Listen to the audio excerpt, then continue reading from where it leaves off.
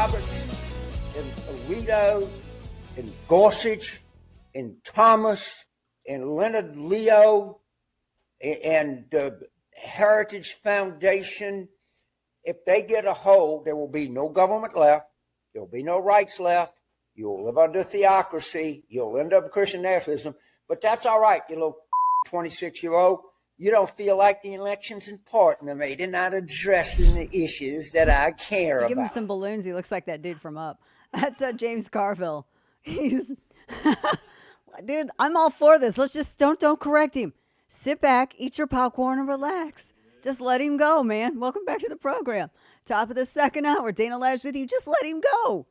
I told you I worked with him when I was the token at CNN, and we did a lot of election coverage.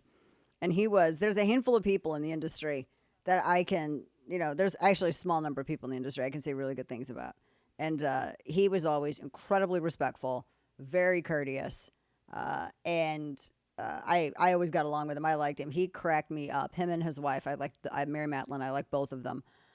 So I just think it's funny. I mean, God love him. He's wrong. We got along so well, but he's so wrong. And he can be wrong. It's okay. It's America, free country. He can be wrong. But this is hysterical. So he's commenting on these 20-year-olds, like the youth vote, because Democrats are kind of struggling right now. Imagine that. You mean the same party that voted to centralize all of the college loans under the government is struggling? The thing that drove up college costs for everybody, they're struggling? You mean the same government, the same party that determined to change standards in education and introduce DEI and CRT, running down actual academic learning? You mean they're struggling with the young vote?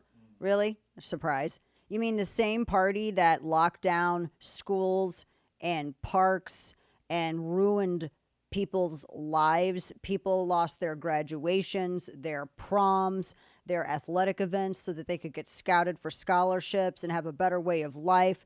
You mean all of that stuff that was all pushed by one particular political party, that they're struggling with the same people that had to live under those rules? It's pretty amazing.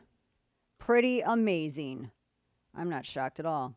So Dana Lash with you at the top of this second hour, and you can listen coast to coast terrestrially, and you can also watch the simulcast on X, Channel 347, DirecTV. We're all over the place. Now, I sent this out if you get the prep. This is in the prep because they are struggling with the younger voters. Democrats are on the struggle bus a little bit. And it's weird because it seems like the younger they are, the more that they're not. I don't know if November hinges on it. That's one of the things that The Hill has in an editorial.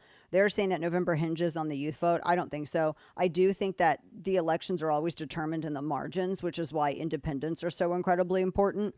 But the youth never turns out the way that they're always projected to. I mean, as many elections as we've seen, every single election cycle, they're always like, get out the vote. MTV used to do a huge get out the vote thing. You remember that, Kane? Like MTV, like back when you had like TRL and all of that, they did this like huge get out the vote thing every election cycle. And guess what? Nobody went out and voted. It was always like record abysmally low turnout from younger generations. And it hasn't changed. That's just that's a generational thing. They haven't changed. But as Kane points out, that's one of the reasons why Biden's trying to motivate them by quote unquote forgiving all of their student loans and indulging them with these stanky hippie protests, the little keffies that they're doing all over at these universities. And so now this is what cracks me up, because the Hill piece, they're talking about, the youth vote hinges. The only people who think that are far left people high off their own farts. It does not hinge on Gen Z and millennial. It doesn't. But you know what? And Carville pointed this out, because people are motivated by the issues that most impact them right now, which is why Biden's doing the college stuff. And I think the younger you are, and having been, a teenager, a 19-year-old in my 20s before, I can say that, yes, that's true. You tend to react. They don't look into the future as much as they ought to. But this cracked me up because this opinion piece says, well, for starters, it's time to push back against cynical GOP attempts to link younger voters to anti-war protests. Actually, we're not. Leftists are the only ones doing that because you're trying to claim them. We've been talking about frat boy summer, right? The proletariat, the Boat-Shoesians. We've been talking about them. They're not part of that. And I see a lot of old stinky hippies out there. You got what's his face? Who's got Bill, can't think of his name now. He launched Barack Obama's campaign, Kane. The weatherman. Terrorist. Yes, no, Bill Ayers. Bill Ayers, yeah. Was it Bill Ayers? Yeah. Bill Ayers. Barack Obama got his start in his living room. Sidebar, my dear friend and former boss, Andrew Breitbart, won this thing where he went to a dinner with Bill Ayers and another terrorist chick that he was with from the Weatherman.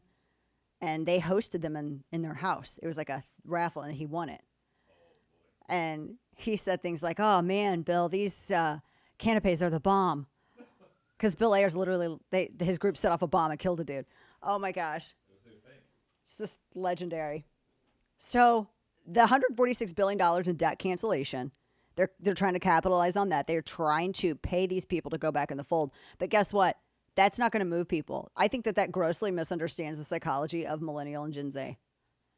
You know why? Because they try to do this stuff to Gen X. They would try to woo you over. They try to, the only thing that they can kind of move the needle on is when they sit here and talk about abortion all the time, which is why they always talk about abortion. But nobody, honestly, they don't really care about student loans. And the smart college student is going to go, why did you have to do that in the first place? You epic moron. It's because your party voted to federalize everything, which drove up the prices exponentially. They just don't know. I think that Democrats, in some respects, are forgetting how to campaign to younger voters. It does. And that's why they've been losing a little bit of them. So you have Democrat strategists that are trying to warn them on this. And the gender gap, they said, is emerging even amongst younger voters, 18 to 29 years old.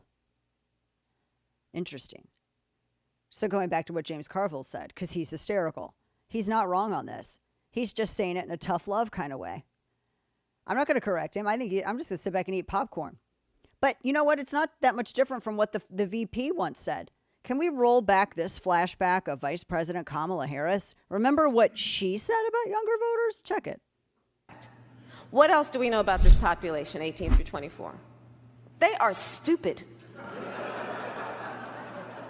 That is why we put them in dormitories. And they have a resident assistant. They make really bad decisions. I mean, I'd love to see. Where's that Mamala? I'd love to see, like, all the rioting on campuses on a side screen. When Drew while she's saying Barrymore that. was interviewing her, and she was like, "You need to be the Mamala of the country." Do you think that's what she had in mind? That Mamala? You're stupid. Do you think that was the Mamala she had in mind? And I hate the other thing. There's a reason I say that Democrats don't understand how to campaign to younger voters, because look, the road to the White House doesn't lead through a horde of blue-haired fat chicks with facial piercings. It doesn't. So stop acting like it does. But that's what they do. You know I'm right. Kane's dying, but you know I'm right.